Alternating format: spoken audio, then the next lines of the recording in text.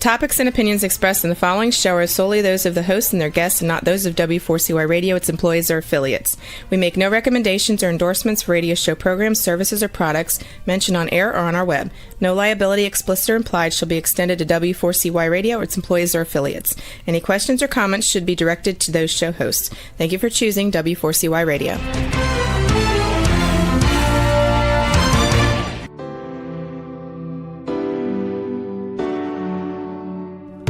Welcome to the Legacy Leavers series on Success Secrets Exposed. Tune in live every Tuesday at 7 p.m. Eastern Time or Wednesday mornings in Australia on W4CY Radio and Talk4 TV. The series showcases experts, changemakers, and disruptors leaving a lasting legacy with those sharing their wisdom with the world.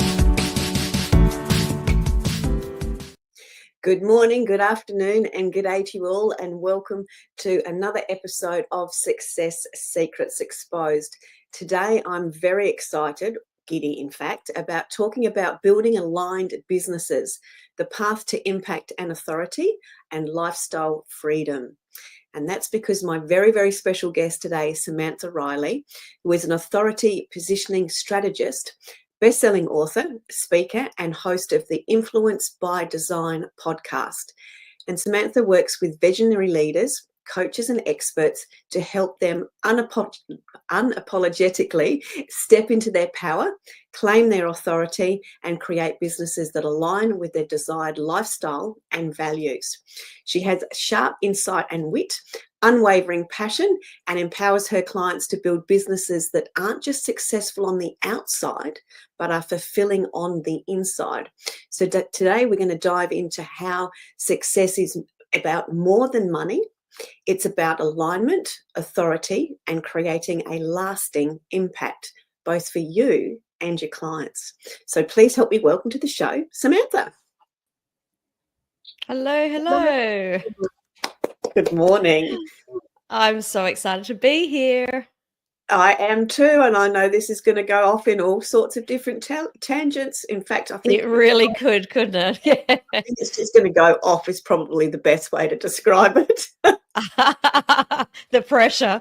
No, not at all. Not at all. Here for a really great conversation. I know we're very much kindred spirits and have very similar rant topics, but I'd love to sort of position things and ask you to tell us a bit of your backstory and what has inspired you to focus on this authority positioning and business alignment. I think that before we start, anyone that's in entrepreneurship, anyone that's in business understands that it's a journey. You never actually get there. So so this is where I am today, and it could be something completely different tomorrow. But essentially, I've been in business for 30 years. I've run businesses in multiple industries, multiple niches, and back in 2010, there was a few big life changes that happened, and it was my personal reset where I was like, what am I doing? What is it that I want to be doing? And at the time I was running health retreats, and one of the parts of living a healthy life is having a really great career and a way to earn money, because we need money to live. And the question that constantly came up is, how do you start your businesses? How have you started so many businesses? How do you do it? And in a very short amount of time, I had more clients that I was coaching in business than I was in wellness. So I kind of just made that switch over. Well, it actually, it sort of came to me. It switched you. Totally.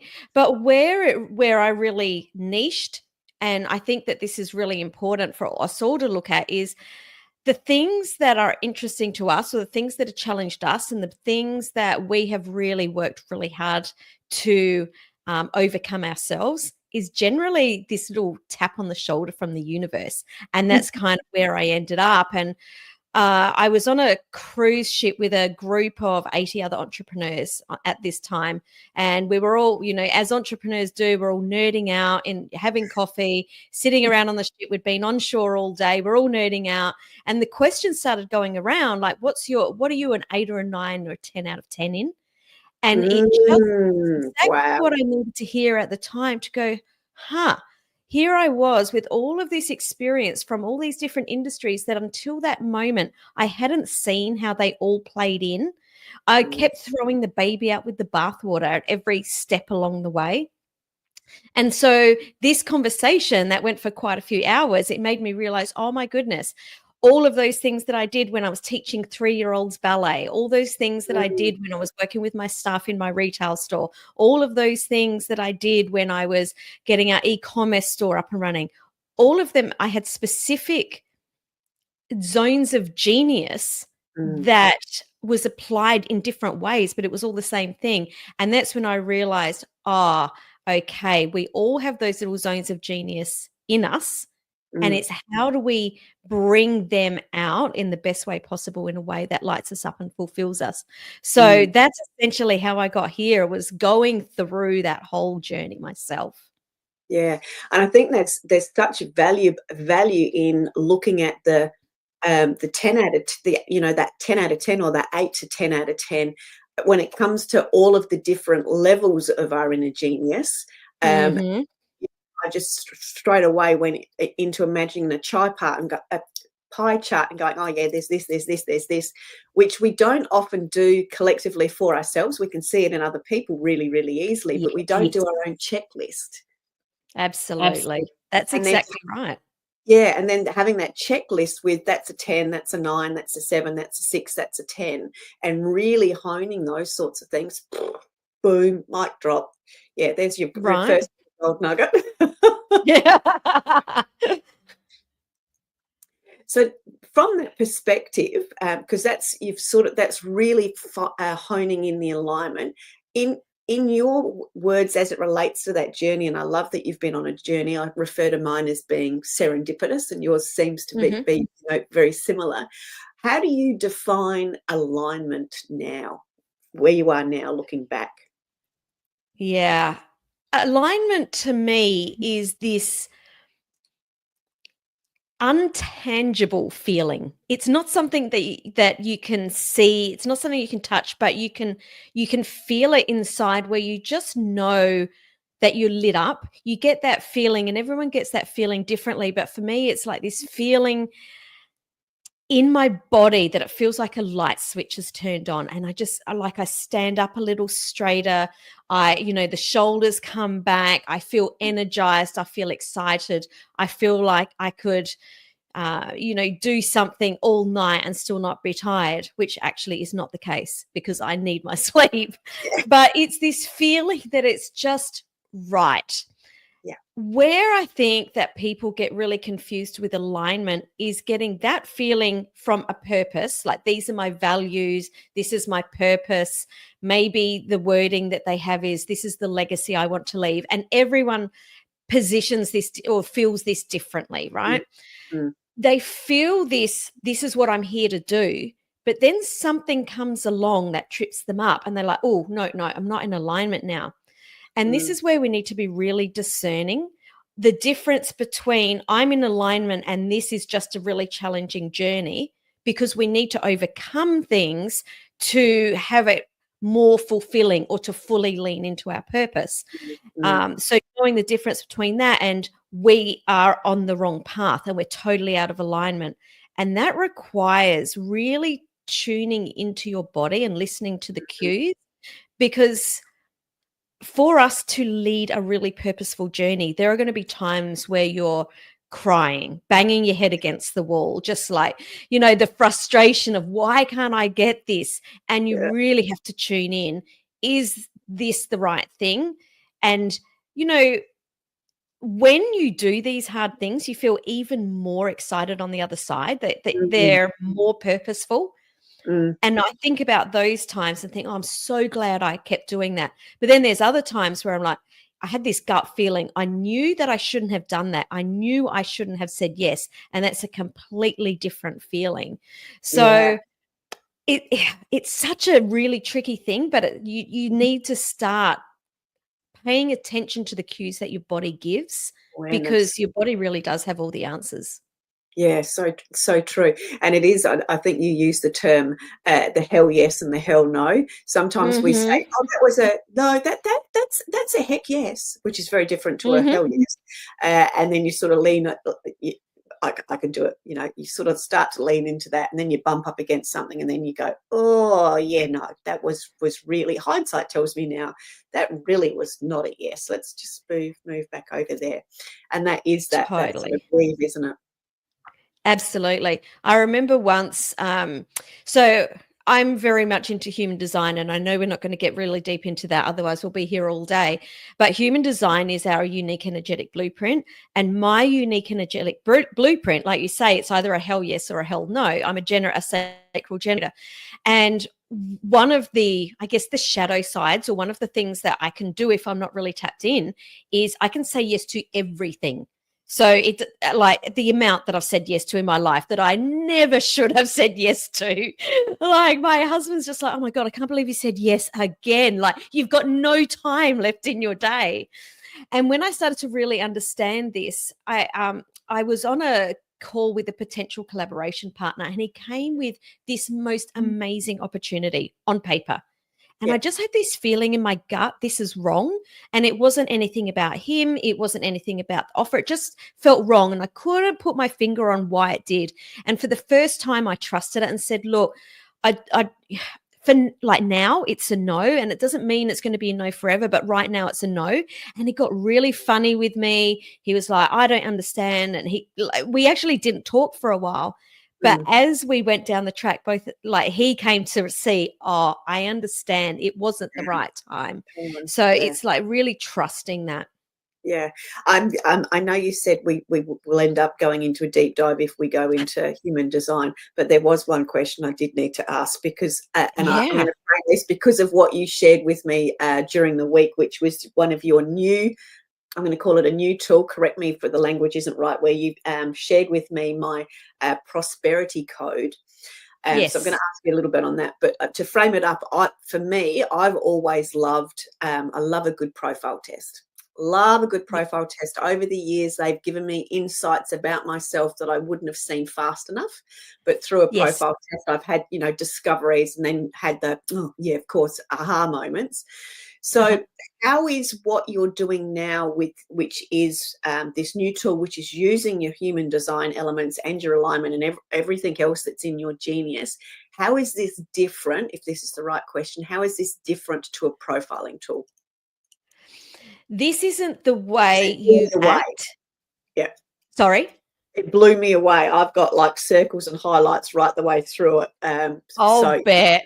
yeah. Because everyone said when they get this, the first or the biggest response I get is, "Oh my goodness, I feel like I've been given a permission slip to finally be who I always knew that I was meant to be." Mm, How this is different is a personality test, or different tests are how you act or the things that you do. mm, This is how you be. This is who you were mhm, already were born before anything. You were the day you were born, all of this energy is in you in specific ways. mm, And we all came here with a specific purpose. Well, it's all by design, not by default. And that mm, when we strip away the beliefs, conditioning from that we had as children, which I actually don't believe there's anything wrong. I'm going to mm. be like a lot of people say, "Oh, it's so bad." No, it's just part of the journey. But Journey. when we strip that back and be who we're meant to be, all of a sudden, like you can just shine. Mm, You attract this energy, this abundance. And that's what that report is that I gave you. It's like, mm, how do I best show up in my work? Who am I energetically aligned to work with the most? What yes. sort of challenges are these people going to have that they don't even know or can't even articulate? Because energetically, you're attracting those people to you. Mm, How are you designed to work in your business in a way that if I just did these things, that our business would be very abundant, would bring the money in. And what do I need to outsource or delegate to someone mm, else to make sure that we are making the most of our time in business? What are those things that could hold us back if we're not paying attention? So it's really, really, like I said, it's a permission slip to actually be who you want to be. Yeah, and the insights as the best way to be in the game of serendipitous life.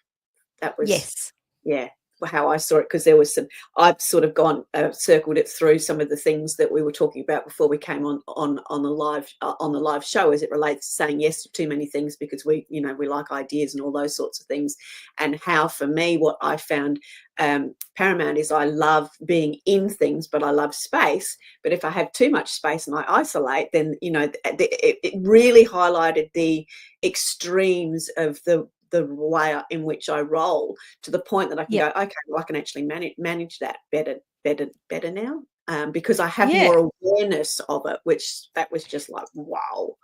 Totally. Well, that's the balance. We've got these different aspects of us. And I'm the same. I've got this part of me that's meant to share wisdom, share my insights, share my life stories. But the way that these stories come up in a way that the world is ready to receive them, I also have to retreat. But if I retreat for too long, I turn into this person that almost can't get out there. So you have to balance both sides, because each side supports the other. Yes, so well said. Thank you. I did want to do that little bit of a deep dive because I thought that was a profound tool. So that's something people can find out more about. So thank you. So let's have a little bit of chat on challenges and lessons. And you talk about businesses that look successful on the outside but are draining on the inside. So I'd like, been there, done that numerous times. So that was when I read that line, I went, oh, hell yeah. So let's talk about, why do you think so many experts fall into that trap, and what can we do to see that sooner? I think that the reason that we fall into the trap is because we know we want an outcome. I want this much money, or I want this lifestyle, or, this is what I want. So what we do is we scan around and we say, that person's doing such and such, X, Y, Z, and they're getting the outcome I want. So I will do that. But we're not all designed to get to that outcome on the same path. I really don't like hiking up tall mountains. Like, I just don't enjoy it very much. I love hiking, but going up a hill, not so much. But I love being on the peak. I love looking out and seeing the valley. So how else can I get there? I'd rather take a chopper. I'd rather be in a helicopter and get up there. So that's the trap, is we get caught in thinking the only way to get there is the way someone else has done it. But that was right for them. And when we follow the wrong path, it can be frustrating. It can be demoralizing. It can make us frustrated, angry, exhausted. Like, I think of times where I thought I had burnout, and in hindsight, I actually wasn't burnt out physically. What I was depleted from doing something that I wasn't enjoying. And that's not cool, because you can resent your clients, you can resent your business, you can be resentful of all sorts of things.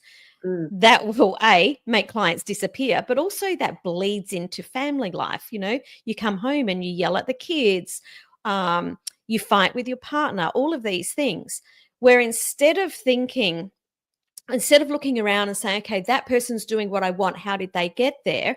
In actual fact, reverse engineer it. What do I want my life to look like? How do I want to be living my months, my days, my weeks? How do I want to be, like, what do I want to be doing in my business? How many hours do I want to be working? What sort of income do I need?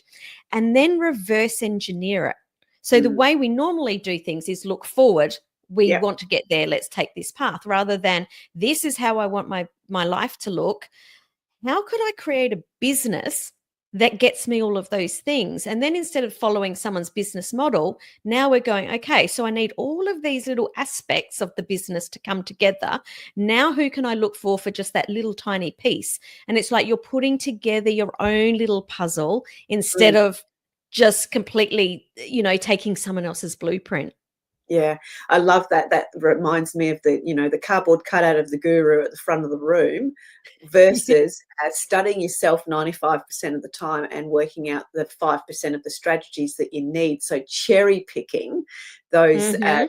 those little elements. But when you've got the game plan, it's easy to know what you need to cherry pick, or easier, I should say, Correct. to know what you've cherry Absolutely. picked. I'm glad you said easier, because going back to what I said before, we're still going to have challenges. There's Yeah, still going to be things that go wrong. Like, let's face it, we're in business. If it was easy, everyone would be doing it. Like, it, if someone's telling you that it's easy, they're like, run a mile. They're not actually telling the truth. It's not easy, yeah, but it can be such a fulfilling journey. It can be yes. so much fun. Yeah. Yeah, absolutely. And I think it's also part of that guru at the front of the room also creates that, oh my God, I need to that waiting or hold. I remember being in I call it a holding pattern where and I can't quite do that yet. And you hear Hmm. your language, Hmm. oh, not quite yet. Oh no, I Yep. can't say yes to that quite yet because that person's blah, blah, blah, and all the rest of it. Hmm. So Hmm. let's talk about that holding pattern. And I think you used the term authority is a decision, not a waiting game, which again, I went, Yeah. okay, nailed me again. So let's talk on that. Yes, because we're taught right from day one in school that the more certificates you have on the wall, the more successful you're going to be. Yeah. And that is one of the biggest lies that we've ever been told. Because if that was true, there wouldn't be other people out there earning more than you right now with lots less experience that aren't as good as you. And you know what? It's all okay. Mm, We can't wait for someone to come and tap us on the shoulder and go, okay, it's okay. You can be an expert now. It's you're okay. right. You can own your market segment now. Like, it's not going to happen. In actual fact, the opposite's going to happen, because someone else is going to be like, you go over there and you be quiet while I go and take the market segment. Yeah. Right. So we have to, it's just a decision like, okay, I'm fully leaning into this. I'm going to go for it.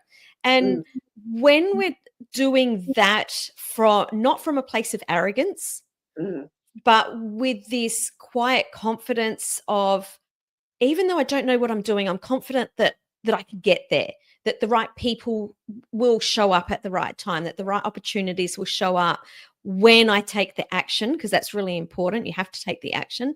Then it does all start to fall into place. Again, it's a journey. This is coming up over and over today. I feel like this yeah. is my theme for today. Yeah. But you have to, the number one thing that successful people did is they just made the decision, I'm going Mm, to do this.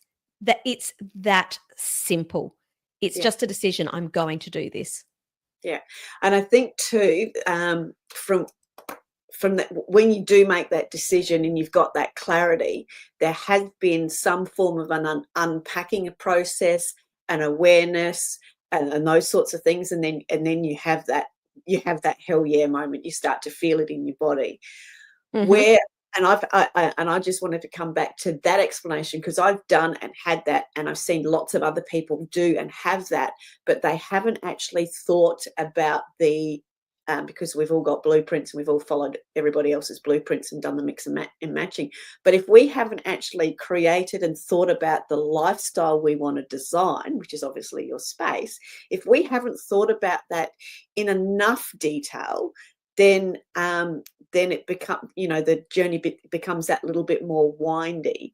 So can you talk us Yes. through some of those stories where people are, doing exactly what I've done, which is found their, yep, that's it, and then sort of taken all of these deviations because they haven't had that lifestyle by design element or thought or awareness first? I can actually share the story of my very first business. So I opened my first business at 20, and I had two toddlers. I had a 1-year-old and a 2-year-old, and I was working full time in a government job in finance, which is so far from what I'm designed to be doing. And I decided I want to open my business so I could spend more time with my children, because I didn't see them very often because I was at work. So I decided, you know what? I've been a dancer all my life. I should own a dance studio. It's something I've always wanted to do. Let's do that. So got my dance studio up and running. The children started, kindergarten, school. They were at school all day. Guess what I was doing the second they got home from school? I was at dancing, because that started when school finished, and I was teaching until 9 p.m., 10 p.m. at night. Not very smart, when the original idea was, how about I start a business so I can spend more time with my children? And then, without even realizing it, chose a business that took me away from them even more.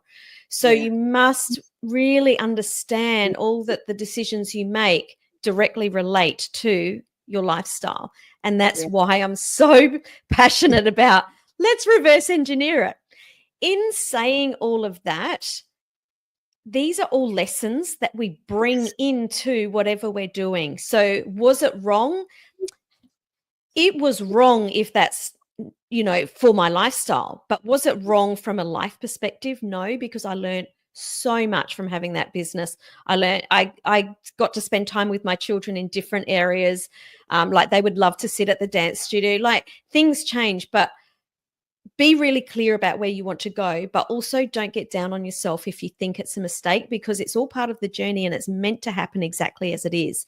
And it's more about, what's the lesson from that we can take into the next part of the journey.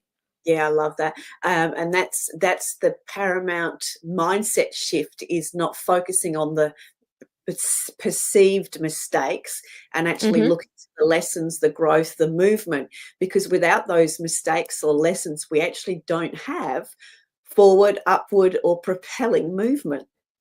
Absolutely. Yeah, no, I love that. Thank you. What do you think are sort of 1 to 2 steps somebody could take today to begin to align their business more closely with the lifestyle that they're looking for? Do you know, my very favorite thing to do is to book off an afternoon. I prefer it to be a whole day where you just switch your phone off. I like to do this in 2 stages.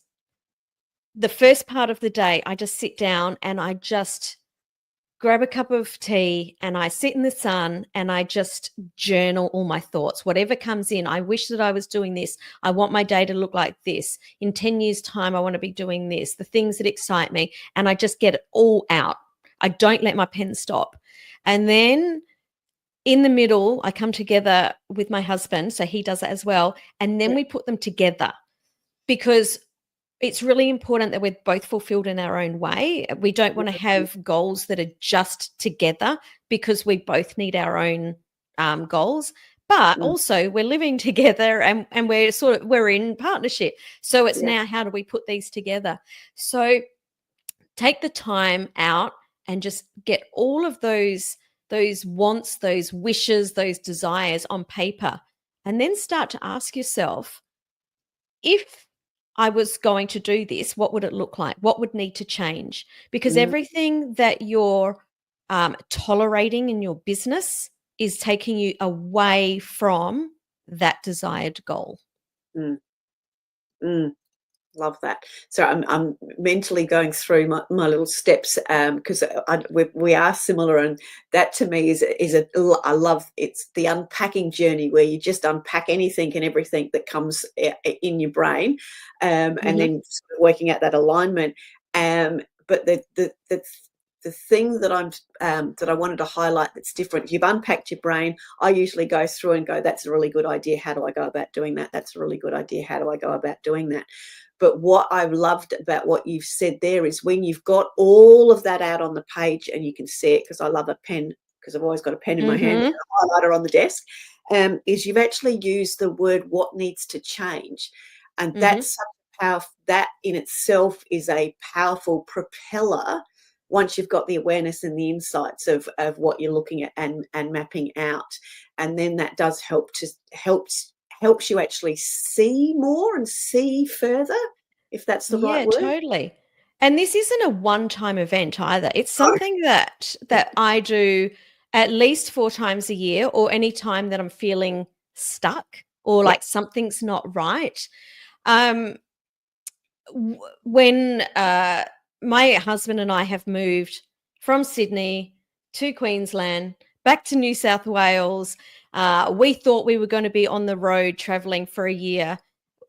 The last time that we did these goals in January this year, we decided, actually, it's funny that we've been talking about that for 2 years and now we actually don't want to do that.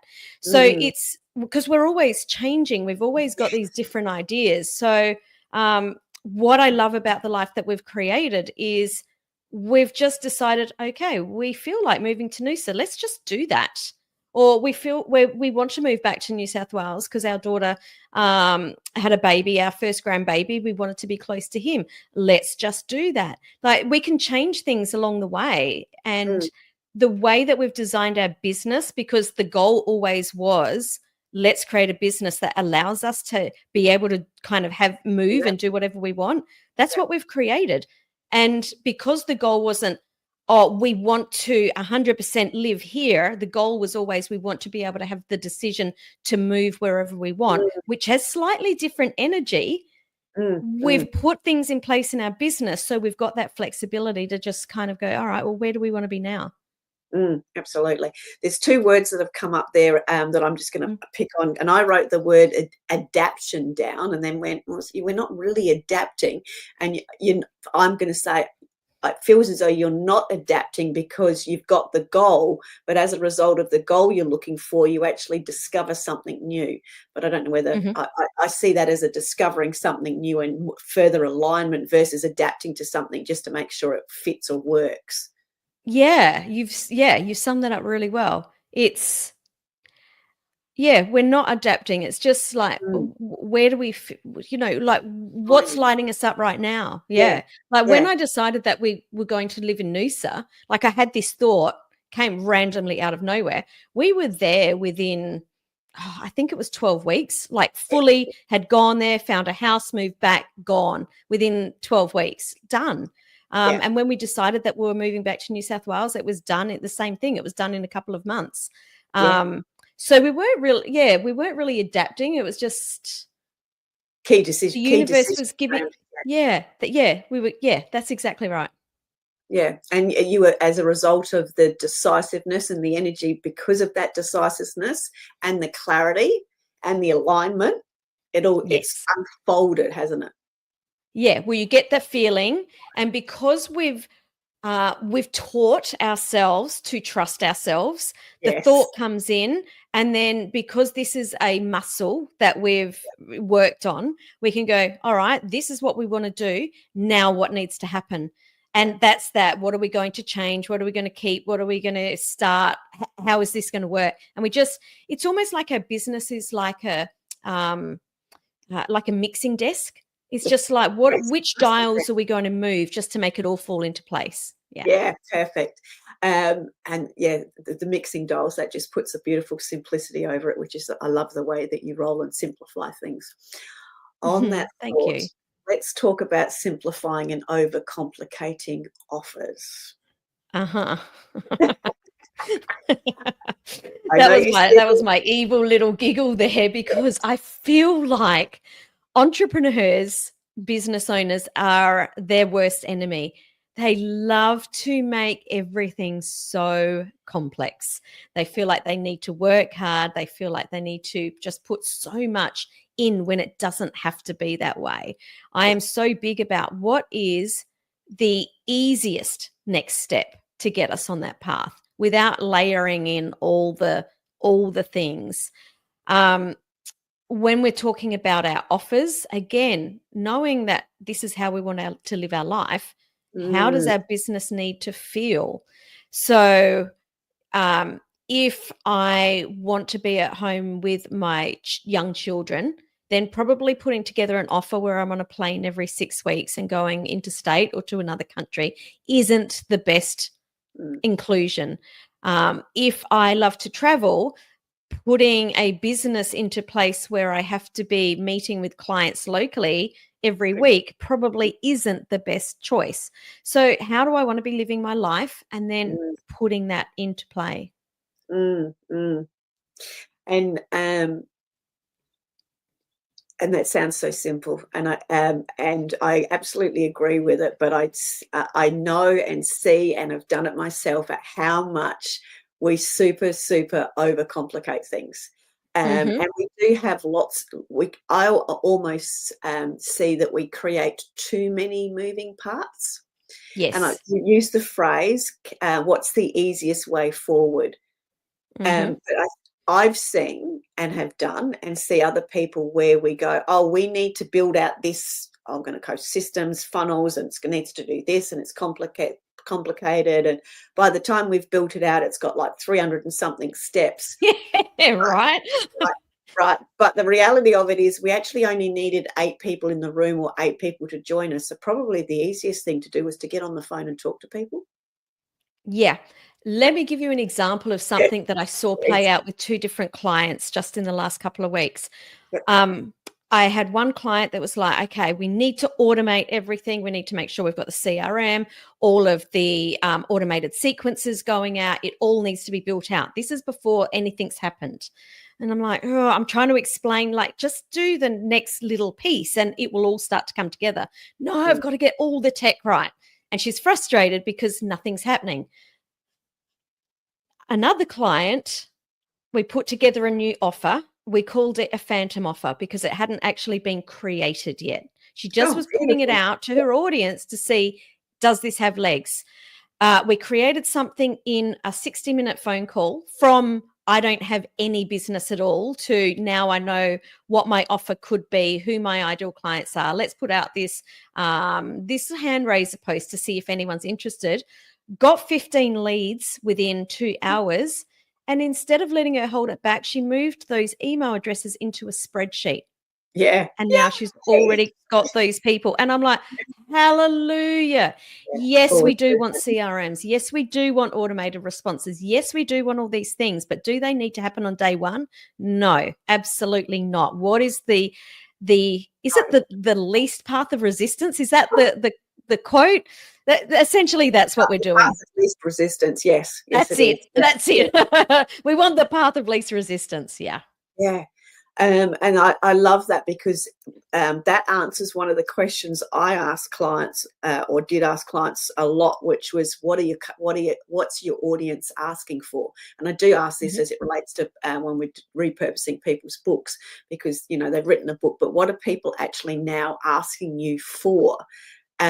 And if you're not delivering what they're asking for, if you've done the marketing, your marketing piece in your own mind and you think it's a really great idea and you're really passionate about it, but your market's not asking for it. Right. You're not going to make money by selling it to yourself. No. But we do see that. We do see that so often. And again, I suppose that comes back to sort of following other people's blueprints and following their process versus finding out what it is, the lifestyle that you're wanting, what your audience is after, and then cherry picking the pieces in the middle that you need to get started. Well, I think that's like an ego piece. And I don't mean this to be rude, but we get these ideas and we're like, oh my God, I love this. But you're doing it through the lens of for yourself, where you really need to look through the lens of your ideal client. And it doesn't matter how much you love it. If someone else can't see the vision, then they can't buy it. And it might only be just a couple of little tweaks to your messaging. You might actually have the right offer, but it might just be a couple of tweaks for your messaging to have the other person go, oh, I absolutely need that and I need that right now. And I think that's why it's really important to surround ourselves with the right people, because it's really difficult to read the label from inside the jar. You need someone to bounce off or to reflect back to you what's going on, because they're going to see something different to what you see, and they will always see it more clearly. Oh, yes, definitely. Yes.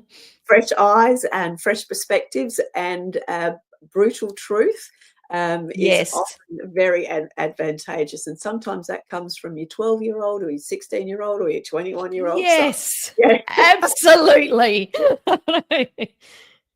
Yeah, there's such great reality checks, which is, probably a whole nother story. So as it relates to helping your experts create the impact and freedom, what legacy do you personally hope to leave through the work that you do? Let's dive into what it means to you. Yeah. So I don't have this massive big legacy that other people talk of. Like, it hasn't landed for me yet. My legacy changes or has changed at different times of my life because, when I had my children at home, my legacy was I just wanted them to have the most amazing life and to be a great mum, to set them up to go out. Right now, my legacy is I want people to feel seen and heard because we're living in this world that is so overly connected, yet people are feeling disconnected, unheard, and unseen. And I don't want people to feel like at the end of their life that they're just empty and there's nothing there. Because when people feel seen and heard, they feel good about themselves. And that's the legacy I want to leave. I want people to feel good about themselves so they can say, I've lived a good life. Yeah, beautiful. And I think that you really touched on something important there, which comes back to the evolution and it being a journey. The legacy is a journey in itself, and it does ebb and flow just like we do. As we evolve, our businesses evolve, our clients evolve alongside us, we have new markets that we open, and as a result of the world in that constant change, which I personally love, it does get tiring, but when you find your space in that constant change, it does enable you to serve and deliver and find and have that evolving legacy piece as well. I think that for so many years, I'd put so much pressure on myself to know what my legacy was and that it had to be something really big. And it was only just in the last few years, I just went, just let it go, because you're living your legacy by doing what you do every day. So take the pressure away and just do your thing. Yeah. And that's where that the prosperity code and those sorts of things became so insightful for me, because you've actually nailed it there. It's that you're living your legacy every day, and living that. So I just wanted, in the last few minutes that we've got, and something that I'm really seeing is that, there's so much connection now, but there's so much isolation at the same time. Can you just give us some insights in and around that, just to help the audience sort of see it for themselves in a bit of a deeper way, so they can then see their ways and opportunities to move out or change things differently? Are you talking about connecting with people? The whole the connecting and the isolation piece, because I'm actually seeing too, so many people are actually wanting to connect more, but there's actually also this level of isolation that still sits there, even though we are connected. Does that make sense? Totally. And I think it's really tricky because most of us are working from home in our little silos. Yeah. And the people that we're speaking with are our clients, and that's really great. But we need to have this other connection piece that, it's the friends, it's the mentors, it's whoever. And I think that there's different sorts of ways that we can do this. Number one, I know everyone gives social media the worst rap, but seriously, if you just flip your perspective to there's good people out there that are also lonely, social media is an amazing way to connect with other people. I've met so many of my business besties on social media, and in actual fact, some of my very, very closest inner circle I've never met in person, but we connect on Zoom every single week. So social media is a great place to find people. Don't just automatically think, oh, I don't want to talk to, to anyone here and everyone's a spammer, and, these stories that we tell ourselves. Like, look for the good and you'll find the good. The other thing is that if you're not a connector, find someone that is a connector to help introduce you to people. So the first thing, like I just said, that we moved from Queensland down to New South Wales recently. The first thing I did when we got down here was spend a week figuring out who are all the people that live within an hour for me. And I reached out to every single one of them, went, hey, do you want to catch up for coffee? Do you want to catch up for a meal? Who else do I need to know? And I was constantly asking, who else do I need to know? Already within, a few weeks, we had a large group of people. And now it's been about 6 months. And now I'm like, you know what? Why don't I start to organize some meetups, some get-togethers with all these people to bring them together? Because great minds coming together create really amazing conversations. So there's just a couple of ideas. Yeah, beautiful. I love that. And that is again all about the seeing things differently, and the perspectives that we bring to it. Because I always do the no, not social media, because but like you just said, that's where I've met my business besties. It's where I've met my business partners, but it's also where I've met some really incredible human beings that I just call dear, dear, dear, dear friends. Mm-hmm. Them are local, and a lot of them are online, and again we catch up that sort of once a month, once every 6 weeks, and just have a great conversation, and it is just that very human conversation. So there is the opportunities that you seek if you're looking for them with the right perspective. Absolutely. Yeah. So in closing, do you have any final words, tips, or insights that you would like to share with our audience? And we've got Yeah. There is one, and that is that if there's something you want or something you desire, don't keep pushing it down, because your desire is a confirmation that you want that thing. Your desire is a confirmation that you can have that. So give yourself permission to want what you want because you want it, and then put the plan in place to go and get it. Yeah, I'm going to go expand on that because we've got a few minutes. So it's the feel and acknowledge the want. Create the life plan, as we've talked about, unpacking that life design, and then it would be working out what is the easiest way to make those things happen, and moving from there. And ask others if you're not sure.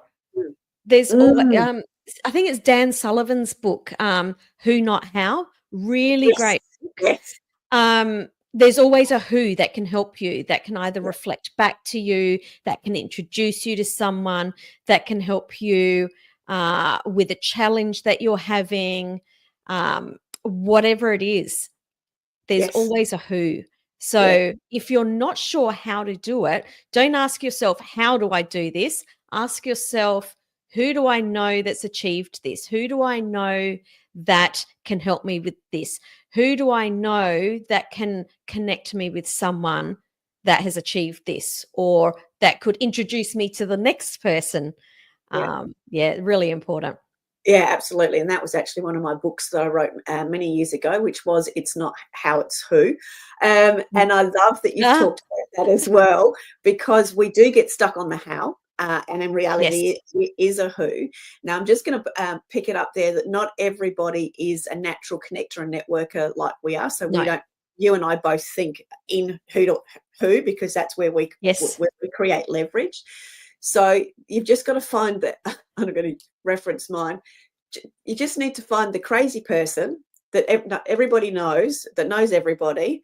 That's often tucked in a corner in the room somewhere with a crowd around, and all having a conversation or laughing naughtily in the corner. Find somebody like that. Yeah. That is your who person.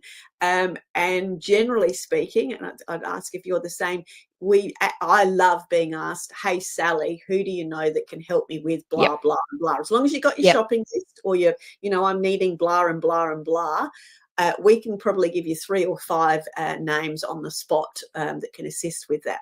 Would that 100%. Be a fair assumption? Yeah, 100%. I love to connect people. It's one of my favorite things. Find the person that is the connector if you're not a connector. Yeah, and you'll even find on social media people will actually reference and call themselves connectors. So for all those people out there that find asking or knowing who the right people are, or think that they don't have the network, you're only ever going to be one away from somebody that's extreme, as far as got lots of connections, knows lots of people, and absolutely loves it.